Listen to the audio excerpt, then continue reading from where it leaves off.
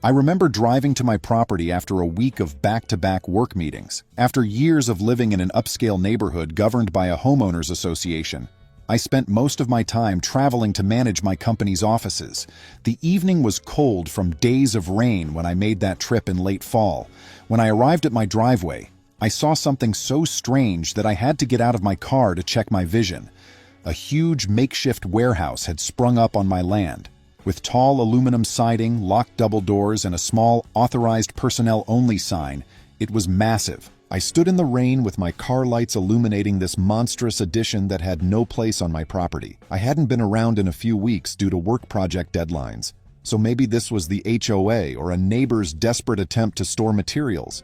I didn't remember receiving a request or permission form to build near my house. No official letter, phone call, or text message. Workers on a nearby construction project had large tarps over half-built frames, wheelbarrows, and open nail containers. The entire warehouse was different. After a restless night listening to the rain pound on the roof and this new unauthorized structure next to my house, I walked around the building to find out who was responsible. I found a paper with my HOA's logo stapled to a wooden beam inside an overhang.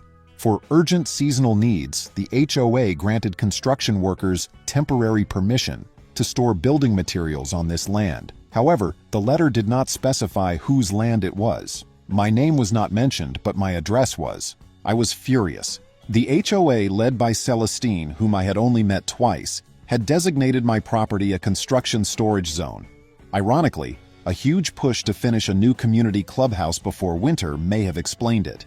Workers needed a dry place for lumber, roofing tiles, and other materials because it was expected to rain for weeks. However, building a warehouse on my land without my consent was not justified. I considered demolishing the building then, but as I thought about it, I realized I needed evidence before acting. While many people have that "I'm going to bulldoze your illegal shack" moment, I knew better than to damage property, especially since I didn't know what legal angles they might use. I took dozens of photos inside and outside the warehouse. Next, I called my college friend Paula, a property dispute and contract lawyer. Paula was as surprised as I. I called Celestine that afternoon but got a lot of excuses and deflections. She said this was just a temporary measure and that the HOA board unanimously approved it because the property was underused. When I pointed out that it was my private land, not a community lot, Celestine tried to claim that I had informally agreed when I missed the last board meeting. That was the first sign they would try to blame me for missing a random HOA meeting. As a CEO of a mid-sized tech company, I travel 2 weeks a month. During the year-end deadline season, I rarely attend neighborhood meetings. I barely see my living room, let alone a HOA meeting, due to our major software rollouts before the holidays. But the board apparently used my absence as permission to do whatever they wanted with my property. That evening, I emailed Celestine, clearly stating that I did not consent to any construction on my land, no matter how minor. I demanded warehouse removal immediately. Her reply? The short message read, "We have the right to make community decisions for the greater good. This is temporary. We'll handle everything after the project." That nerve! I read that email 3 times, getting angrier. After building on my land without permission, they say, deal with it. Even more frustrating was discovering the next day through casual conversation with a neighbor that the warehouse had been in use for 2 weeks. Neighbors saw trucks loading and unloading materials daily, hidden from the rain. The workers were told I was cool with it, since I didn't live here much. Putting a few planks or bricks under a tarp is different from storing an entire warehouse. My property was used for commercial construction staging. After writing Celestine my position and receiving her dismissal, I consulted Paula again. She advised me to find out how long the structure had been there, how it was used, and if my alleged permission was recorded.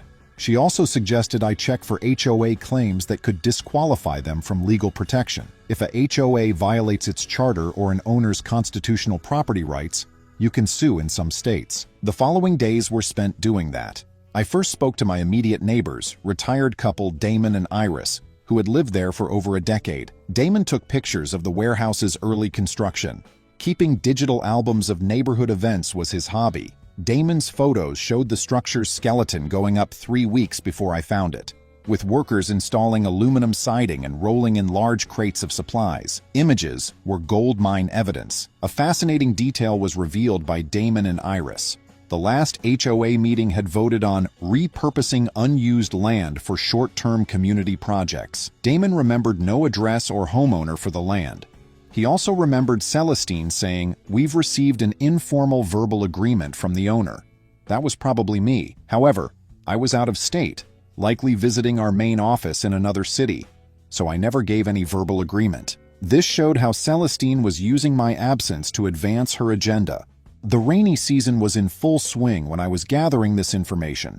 Each night, thunder rolled, and each morning, I saw new muddy boot footprints around the warehouse. I think the workers didn't confront me because they thought the HOA approved everything. I never disliked the workers. They were just doing their jobs. Celestine didn't care that my land was being occupied illegally. Throughout this entire ordeal, I was juggling pressing deadlines at my company. We were about to launch a new platform that would connect small businesses to specialized tech support in real time. It was a big deal, and all eyes were on me to make sure everything went smoothly. Given the size of our client partnerships, I spent more hours in virtual conferences than I did asleep. Despite that, I carved out time to draft a well-structured complaint to the HOA, putting them on notice that they were trespassing. Paula helped me finalize the language, ensuring it was legally tight. When Celestine received my formal complaint, she sent me the most dismissive email I've ever seen. She said something along the lines of, "We appreciate your concerns, but it's not feasible to remove the warehouse at this critical stage of construction. We have the unanimous support of the board, so there isn't much we can do. Once the new clubhouse is finished, we will remove the warehouse." This was established verbally. That last line really got on my nerves because it was patently false. There was never a phone call, never a meeting. I knew then that this would likely escalate to a lawsuit. I'd never sued anyone in my life, and the idea of taking on the HOA seemed both daunting and ridiculous. Still, I refused to let them walk all over my property rights. I told Paula I was ready to move forward, and she quickly began the process. She sent a formal cease and desist letter, giving them a reasonable deadline to remove the structure and restore my property to its original condition. When the HOA blew past that deadline without even a courtesy response, Paula filed for a hearing in local civil court, seeking damages and immediate removal. It was around this time that a bizarre twist came to light. While reviewing some employment files for year-end performance reviews at my company, I noticed a familiar name, Celestine. She was an assistant manager in one of our divisions. I'd never met her in the office, which isn't surprising given how large our corporate structure is. Our HR software flagged her name because she was up for a routine evaluation that required final sign-off from upper management, me. Suddenly, everything fell into place. The head of my HOA was an employee of my company, and I was her ultimate boss. I had a moment of disbelief. Here was a person who'd brazenly trampled over my private property rights, and now it turns out she was basically under my leadership chain at work. At first, I worried about a conflict of interest or if it would look odd in court, but Paula reassured me that it shouldn't matter. My relationship as a homeowner to the HOA is separate from my role in the company, and Celestine's poor decisions in the neighborhood wouldn't automatically reflect on me professionally. Still, it was an awkward piece of knowledge to hold. When we finally got to the preliminary hearing, Celestine and a few board members showed up looking fairly confident. I had Paula with me, as well as Damon and Iris, to testify about the unauthorized construction timeline. Our argument was simple. The HOA had no right to build a warehouse on private property without the owner's explicit permission, and their claim of having verbal approval was false. We also argued that any community vote was never properly disclosed in meeting minutes as something that specifically impacted a private lot. Celestine tried to spin a story that I had informally told another board member, someone named Randall, that I wouldn't mind helping out the community if they needed storage space. Randall wasn't even present in court, and they had no documented proof of this alleged conversation. Paula quickly pointed out that in property matters, hearsay is not acceptable as legal proof of consent, especially for a structure of that magnitude. The judge asked them if they had any written consent or at least a recording. They did not. Throughout the hearing, Celestine kept glancing at me with a mixture of indignation and maybe a hint of realization that I was the same person she'd likely need to impress at work. But I kept things professional. This was a legal dispute. It had nothing to do with our corporate structure. However, her posture and her tone spoke volumes about how she felt cornered. She was trying to stand tall, but every piece of evidence we presented chipped away at her credibility. After hearing the initial arguments, the judge granted us a preliminary injunction, instructing the HOA to cease using the warehouse immediately. That was a huge relief because it prevented any further infringement while the lawsuit moved forward. The HOA's lawyer tried to argue that removing the warehouse mid-rainy season would jeopardize the community's construction project, but the judge didn't budge. Our next step was a formal trial unless the HOA decided to settle. The tension in the neighborhood became palpable after that ruling. The construction workers dismantled part of the warehouse but left the framework standing, saying they needed new instructions from the board. So my land was still half occupied by this skeleton of a building. Meanwhile, I had to continue with my high-pressure job, preparing for the big software launch. My phone never stopped buzzing. Clients, project managers, developers, all needing immediate decisions from me. One interesting subplot developed around a resident named Constance, who had always had a rocky relationship with the HOA. She ran a small crocheting business out of her garage and had repeatedly faced HOA fines for violating aesthetic guidelines, even though she kept her premises neat. When she found out about my lawsuit, she quietly approached me with a folder of complaints she had filed over the years against the HOA for overreach. Most of her issues were minor in comparison, but it showed a pattern of the HOA's disregard for homeowners. Constance's documents would prove that Celestine and her board were used to steamrolling anyone who didn't comply. Another subplot centered on a local builder named Joaquin, who had told me in confidence that the HOA approached him about constructing similar storage units on other lots around the neighborhood. He declined because he sensed the arrangement was shady, especially if the owners hadn't personally agreed. Joaquin's statement corroborated the idea that the HOA was pushing for expansions without actual homeowner consent. He shared a few text messages he had from Celestine about not worrying too much about formalities. This was a staggering revelation of the HOA's pattern of carelessness. By the time the official trial date arrived, I had a mountain of evidence showing the HOA's repeated attempts to circumvent due process. Several other neighbors supported me by testifying or supplying documentation. Damon's photos were the linchpin of the timeline. Constance's complaints illustrated the HOA's culture of overreach, and Joaquin's messages showed that Celestine was intentionally sidestepping proper procedures. The HOA's defense collapsed under the weight of all this proof. They tried once again to claim I had given informal permission, but the judge called it out as hearsay with no supporting records. After a brief deliberation, the judge ruled in my favor, citing clear trespass and unauthorized use of private property. The HOA was ordered to remove the warehouse entirely at their own expense and pay me damages for the period it was in place. The judge also admonished them for their cavalier approach to an individual's property rights. By the end of that hearing, Celestine looked absolutely deflated. The rest of the board members were either avoiding eye contact with me or glaring as though I was the villain. But I knew I was in the right. The law was on my side. The day after the ruling, the demolition crew showed up to dismantle the remaining skeleton. It took them 2 days to clear everything out, and by the time they were finished, my land was back to its original state, minus the muddy patches of disturbed soil. They even had to reseed the grass and replace the shrubbery they had ripped out. It felt satisfying to finally see the structure gone, though I was frustrated it had been there in the first place.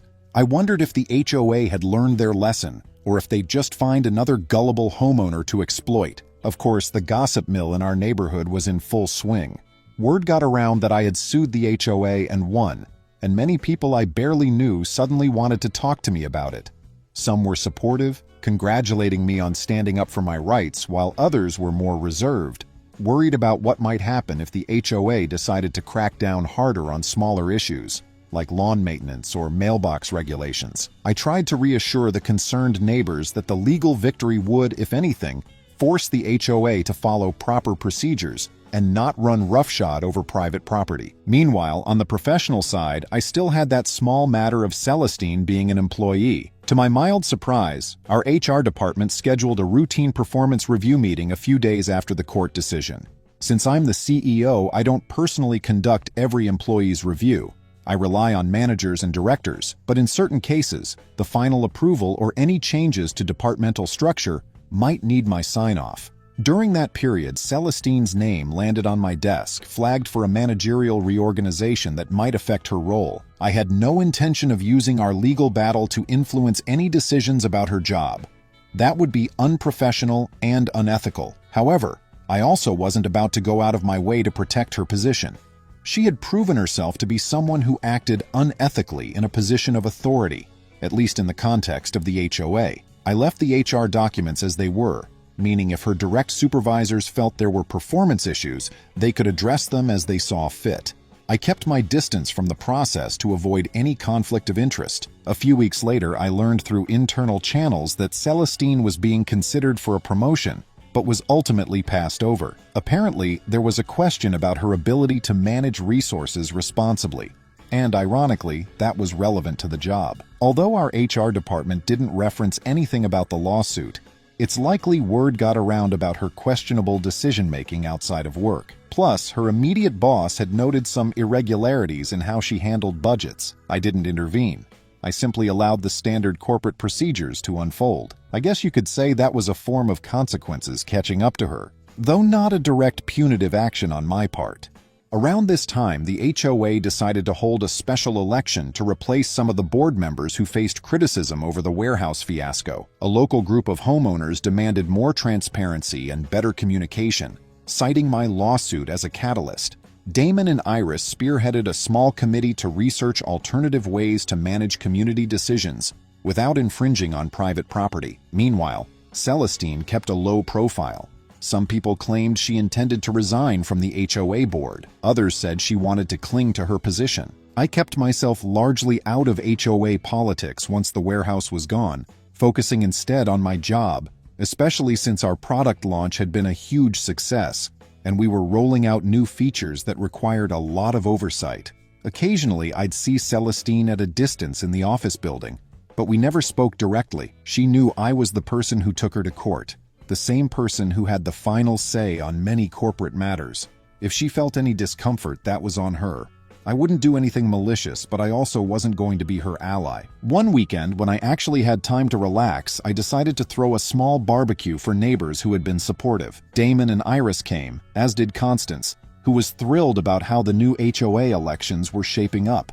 Joaquin showed up with his family, and we all shared stories about how the neighborhood had changed over the years. It was the first time I'd felt truly at home in that community, surrounded by people who respected boundaries and valued fairness. We joked about how next time there was a shortage of storage space, they should just ask me directly, and I'd probably say yes if they did it the right way. Still, the after effects of the lawsuit lingered in the air. The new clubhouse construction was delayed by about a month, partially because they lost the convenience of that warehouse on my property, and partially because the HOA was trying to do damage control on multiple fronts. They had to revise some of their bylaws to ensure clarity on how community votes were recorded and how decisions could be made about shared resources. There was talk of capping the HOA board's emergency powers, so they couldn't just unilaterally decide something was for the greater good without proper homeowner consent. During that period, I also discovered another subplot. One board member, April, had strongly opposed the warehouse decision all along, but had been overruled. She reached out to me apologetically, saying she felt powerless at the time and regretted not alerting me sooner. She admitted that she and Celestine had clashed before about smaller matters, like painting fences or setting new landscaping rules, and that Celestine would often use intimidation tactics to silence dissent. April was pleased that the legal victory might empower more board members to speak up if they felt something was unethical. As for the financial damages the HOA was ordered to pay, they ended up using funds from their insurance and legal expense reserve, which apparently caused the HOA dues to spike the next year. Some neighbors grumbled about that, but I made a point to clarify whenever asked, "I didn't cause your dues to go up.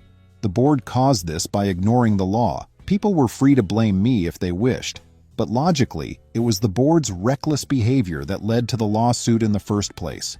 Meanwhile, at work, I was juggling final negotiations with a couple of large clients. It was the perfect storm of major expansions and new partnerships. Late nights, early mornings, frantic calls with my management teams.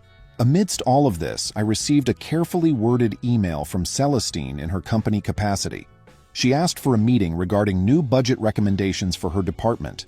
I found it surreal that, on the same day, I received a letter in my mailbox from the HOA, bearing her signature as the board chair, telling me about upcoming community rule changes. It was a stark reminder of how deeply entwined our roles had become, even if indirectly.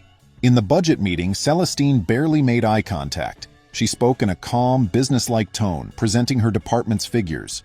She didn't mention anything personal. I stuck to the facts, asked relevant questions, and concluded the meeting politely. That was that. If I hadn't known any better, I might not have suspected we were entangled in a major property dispute just weeks earlier. Perhaps she was grateful I hadn't used my position at the company to retaliate. But she also had to know I wasn't going to do her any favors. Days turned into weeks, and the HOA had its special election. Unsurprisingly, Celestine lost her seat as president of the board. A new group of members took over, promising more respectful communication with homeowners. Celestine remained on the board in a reduced capacity, at least until the official transition was complete. Some neighbors said she was planning to step down entirely once everything was in order. At that point, I didn't really care either way. The warehouse was gone, I'd won my case, and we had actual improvements in how the HOA operated. Eventually, I took a short vacation to decompress from the stress, both from the lawsuit and from my jam-packed corporate schedule. When I returned, I found a neat row of new shrubs planted along the boundary of my property, courtesy of the HOA. It was part of a settlement agreement to restore my landscape, but they'd gone the extra mile and added more than I originally had. The new board even sent me a formal letter of apology. It was refreshing, albeit a bit too late. Still, it was a significant gesture toward making things right. In the months that followed, I learned that Celestine had pivoted her focus at work, possibly to salvage her reputation. She remained civil and professional whenever our paths crossed, though we never addressed our property dispute directly. Word around the office was that she was on probation for missing some project deadlines, but I made no moves to interfere with or expedite the process. By not stepping in, I allowed the standard review mechanisms to follow their course. If her work ethic matched her behavior at the HOA, well, I wasn't going to shield her from the natural consequences. An interesting development arose when Constance, emboldened by my success, filed a formal complaint against the HOA for unfairly targeting her home business with unreasonable fines. Her complaint cited the new bylaws that required the board to have legitimate grounds for imposing penalties. This time, the HOA didn't fight too hard. Constance got most of her fines waived, which allowed her to invest more into her crocheting venture. She told me later that my victory had set a precedent that the HOA couldn't just do whatever they pleased without repercussions. That was a nice side benefit to the whole debacle. One day, I found myself reflecting on how bizarre it was that my corporate employee was also my adversary in a property rights case. I'd never have guessed that my refusing to attend a few HOA meetings could lead to them erecting an entire warehouse on my land. Sometimes it felt like a wild soap opera, yet it was all too real. The key takeaway for me was the importance of actively monitoring what's happening in my own backyard, even if work keeps me away. I promised myself I'd pay more attention to HOA communications from now on, even if they are often tedious and bureaucratic. The final legal chapter came when the HOA fulfilled every requirement laid out by the court. They paid the damages awarded, covered the cost of removing the warehouse, and officially apologized in writing for trespassing on my property. In truth, the monetary damages weren't life-changing for me, but the principle was huge. It established a boundary that the HOA couldn't ignore. Neighbors also seemed more at ease, knowing that if the board tried any more stunts, legal recourse was possible and winnable. Life eventually settled into a more peaceful routine. The rainy season passed, the new clubhouse was finished months late, and the new HOA board made a point of reaching out to everyone with a more open and conciliatory approach. I took the damages the HOA paid and invested in some landscaping upgrades, adding a nice garden that I rarely had time to enjoy, but it felt good to enhance my home in a way I chose, rather than how the HOA might dictate. As for Celestine, she stayed in her role at the company, although in a less prominent capacity. I still see her name occasionally in corporate memos or departmental updates, but we keep our interactions strictly professional and minimal. I'm sure she's aware that our dynamic has changed irreversibly. Where once I was just a faceless homeowner, now I'm the person who won a major lawsuit against her. Perhaps she's learned a lesson about boundaries and legalities. In any case, it's not my responsibility to guide her career or punish her.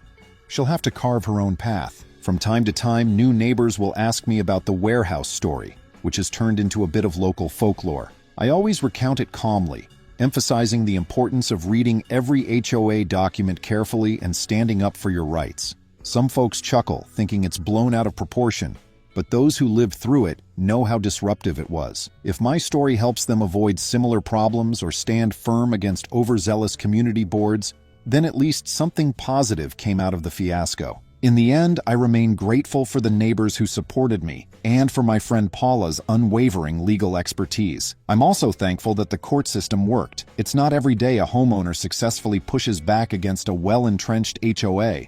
For those who ask if I harbor grudges or plan to use my position as CEO to make Celestine's life miserable, my honest answer is no, but I also won't be lending her a helping hand anytime soon. I believe in accountability, and she took advantage of my property. She can live with the consequences of her own choices. Still, I find it somewhat amusing that I pay an HOA fee every month to the very organization I sued. It's an odd dynamic, but at least with the new board, there's some transparency. They send out monthly newsletters and notify everyone clearly about upcoming projects or votes. No more shady, temporary structures. No more clandestine deals with contractors. And definitely no more attempts to override an owner's consent. One lingering effect is that I now personally attend as many board meetings as I can. Despite my insane schedule, I make sure to carve out time or at least send a proxy with detailed instructions. My presence seems to keep them from pulling any questionable moves. There's also a new measure requiring any construction initiative to be explicitly approved by the property owner in writing, and that measure was added to the bylaws after a large portion of the community rallied behind the idea. It's a small victory for property rights, but a significant one for everyone who lives under the HOA's rules. Looking back, the whole situation reminds me how easy it is for a group in power to overstep boundaries if there's no one to hold them accountable. The HOA's justification that I didn't use my land, and thus they had the right to assign it for community benefit, was not only absurd, but also a clear violation of basic property laws. People who hold positions of authority, be it in a corporation or a neighborhood board, can slip into patterns of abuse if they face no pushback.